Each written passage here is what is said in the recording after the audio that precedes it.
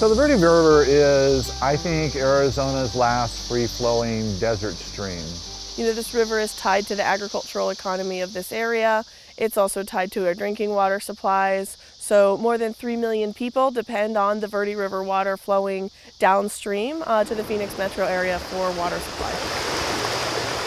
In 2007, the USGS did a seepage run, and there were 3 places where the river was already dry. You know, some studies show 35% decline in base flow.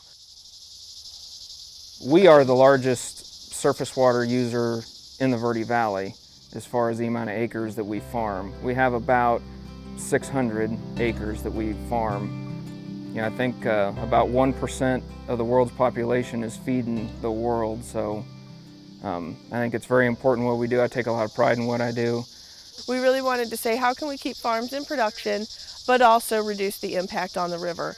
And they were exchanging ideas, and one of the ideas that was being exchanged was the notion of crop swapping, which is the idea of taking crops that are normally high water use and pulling them out of the ground and instead replacing them with ones that would be lower water use. There's a big difference in the water usage. It's just a different time of year, really. Corn, we're planting it around the 1st of May and harvesting it by the end of September. You know, May and June is pretty much a 0% chance of rain, so we're having to use a lot of water, whereas barleys were planted by late January, early February around here, and we're harvesting in the middle of June.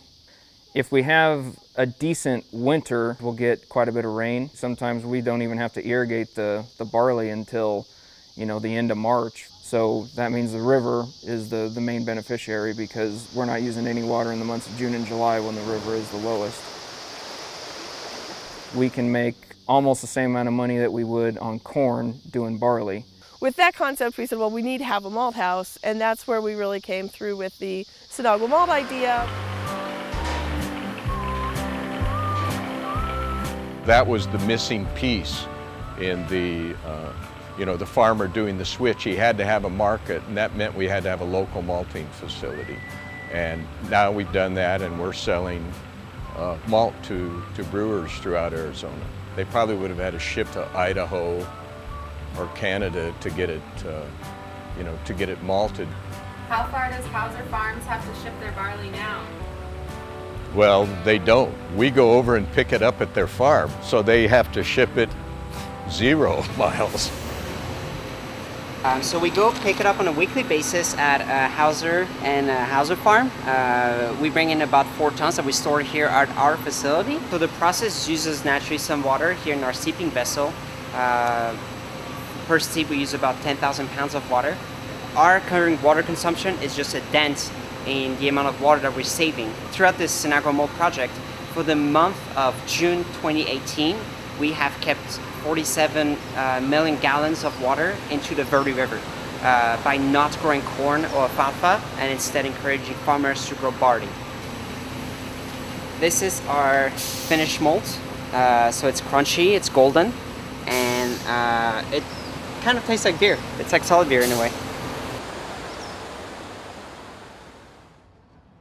So, malt provides the fermentable sugars for the yeast to actually create beer. So without malt, you technically don't have beer in general.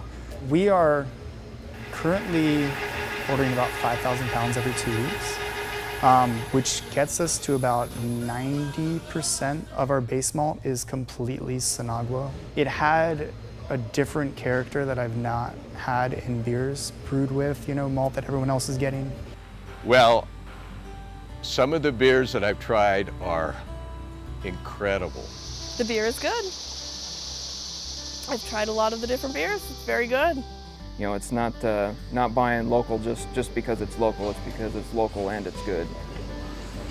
By doing what we're doing, working with Hauser Farms and the Nature Conservancy, it's a great way to get the word out to a broader community about how important river conservation is. We really need to think about conservation more in a business perspective. We really need to think about how do we use business in our conservation, because conservation as a philanthropic pursuit is not going to be successful. It lessens water use on the river and then ends up with a product that goes into beer, and who doesn't like that? I'll say it both ways. Save water, drink beer. Drink beer, save water.